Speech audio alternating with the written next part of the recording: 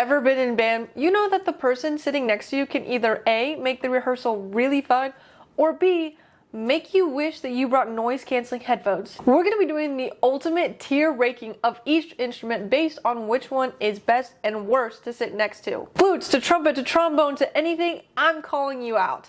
Let's get started. The difference between all the tiers are S tier, which is going to be our top tier, is going to be the ultimate best person to sit by. Next is going into A tier, so pretty solid and almost S tier, but just not quite, maybe because of a few little tiny things. Then we have B tier, which is just okay. Maybe not the worst in the world. Moving into C tier, where it starts to get pretty bad, but it could be worse.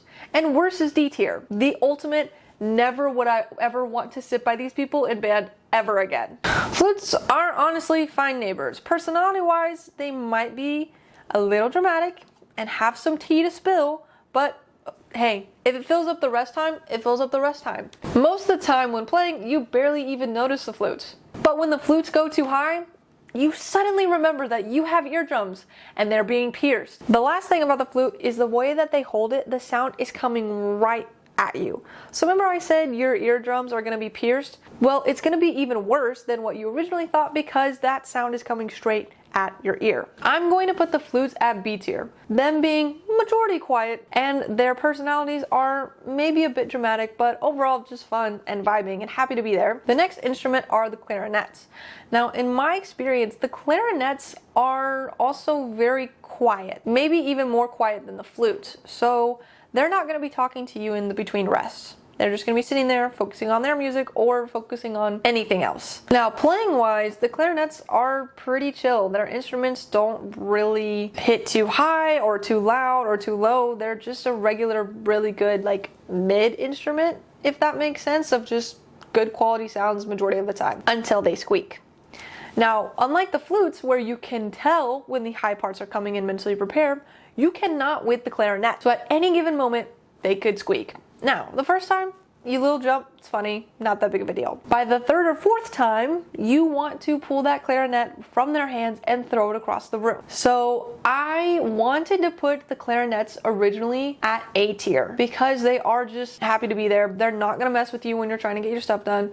They could be boring because they won't talk to you, but because of their sounds, I wanted to keep them there until they squeak. And I know that the more professional you get, the less squeaks you can find. But I'm talking about where I'm at in college and for those in high school. Squeaking is prevalent. So that's why they are also going at B tier with the flute. Great instruments, great time sitting next to them, but it's especially hard when you're either A, losing your hearing, or being jump scared by a clarinet squeaking every other measure. Now we have the saxophones. Saxophones are some of the most chilled out people I have ever met. In every band that I've been in, I have made such good friends in the saxophones. They're there to crack jokes at the band, make fun of the band director or the music, but everyone somehow laughs and no one takes it personal from them. They are going to bring a lot of humor and chill vibes if you're sitting next to them. Now playing wise, I can't even be 100% honest with you that every saxophone I've known has played exactly what's on the page. Saxophone is a natural jazz instrument, which means they do a lot of improvising, even if they're not in jazz band. However,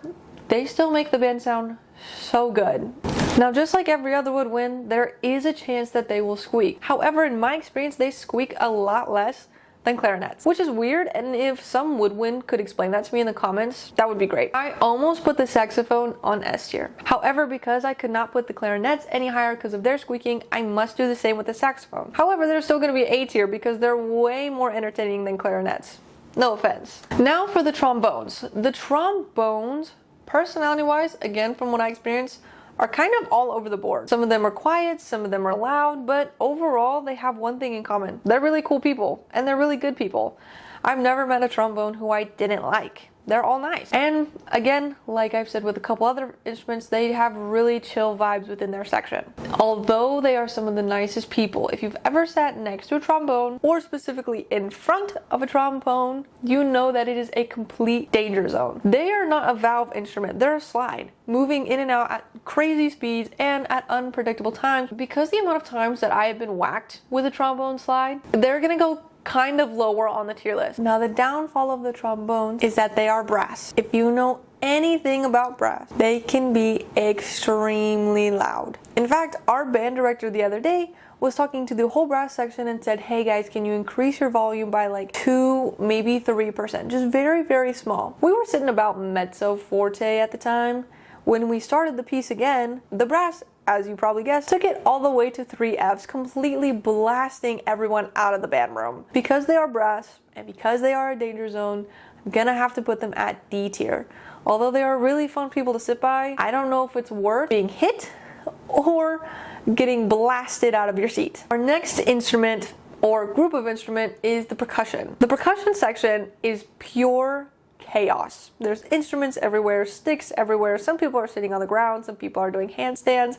It's a mess, but it is so fun. I was allowed to be in the percussion for one band rehearsal because they needed me on, I think it was the bass drum, and I just remember doing whatever we wanted and having such a good time with it. Yes, the band director is paying attention to you, but as long as you play your rhythms right, which you do majority of the time, you've got it down. You don't have to worry about notes. So the band director isn't usually as concerned with you as they are with the rest of the band. Everyone's just having a good time. Everyone's laughing, everyone's chilling. Vibes are immaculate. So getting to sit by them would be so fun because you get to kind of like dip your toe into a little bit of that chaos. Playing wise, they are pretty loud and it's pretty in your ear. However, it creates a nice steady metronome that you get to be close to, so you're always on beat, which means your director can never single you out. You win and you lose some. You know, I would rather not be singled out and lose my eardrum than be singled out and be like, oh hey Sid, you play. Nope. So good over here. I don't want to play by myself. That's why I'm putting the percussion at S tier. They're having a good time, making good jokes, and making sure that you are always in the right tempo. The trumpets. Now, I myself am a trumpet, but I've also been involved in different areas of the band, as I mentioned earlier. So I do have this cool perspective of getting to see both sides. I know that we think we're better than everyone else, and we'll tell you. And when you miss the wrong note, we'll also tell you. However, a lot of the trumpet sections I've been in, once you're in, it's so fun.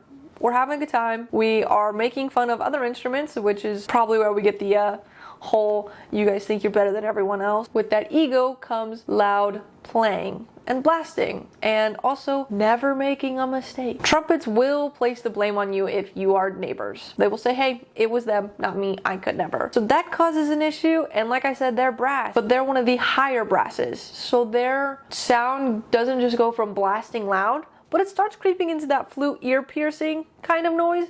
Yeah, not a good time. The other problem with them is it's not just, oh, they only play loud and high in a few songs. Trumpets like to have these high note competitions at the end and beginning of most rehearsals where whoever plays the highest wins. You're trying to play as high as you can. Your mouth is super tight. The note's gonna come out so ugly, so high, and so loud because it does take a lot of air to hit those higher notes. And it's not good. You're not gonna wanna be neighbors when they're trying to have a high note contest. No, no, no. That's why, I'm sure you've guessed it, the trumpets are going D tier. I know that I'm a trumpet player and I love sitting in the trumpet section. I wouldn't want to be anywhere else, but I don't think I can say the same for our neighbors. Now the tubas, on the other hand, are kind of underrated seat neighbors. They're not going to play anything super high or loud. They're just hanging in the back, chilling, minding their own business. If you have a question, they'll totally help you out.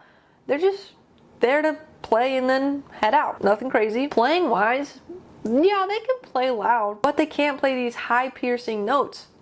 Their notes are just gonna rattle your bones a little bit. The other nice thing, you don't have to usually worry about super complicated melodies within the tubas. So sitting next to them, you're not trying to figure out, okay, how does my part integrate in theirs? Like, how does this all work? Like, it flows pretty nicely as compared to some of the counter melodies within the higher range instruments. The bad part of sitting next to the tuba. Have you ever seen a tuba player empty their spit valve? You haven't?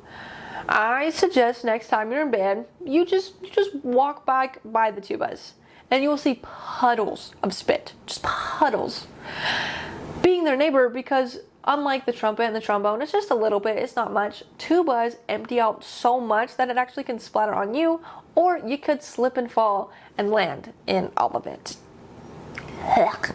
Disgusting. Minus the nasty spit valve situation, tubas are pretty awesome, and I'm gonna put them right at A. No, they're not perfect, but I still think they deserve to be up high in the tier rank. All right, it's your turn. Where would you rank these instruments? Drop your own tier list down in the comments, or instruments that I should do, and maybe I'll make a part 2. Also, don't forget to like and subscribe, especially if you don't want to end up sitting in front of the trumpets.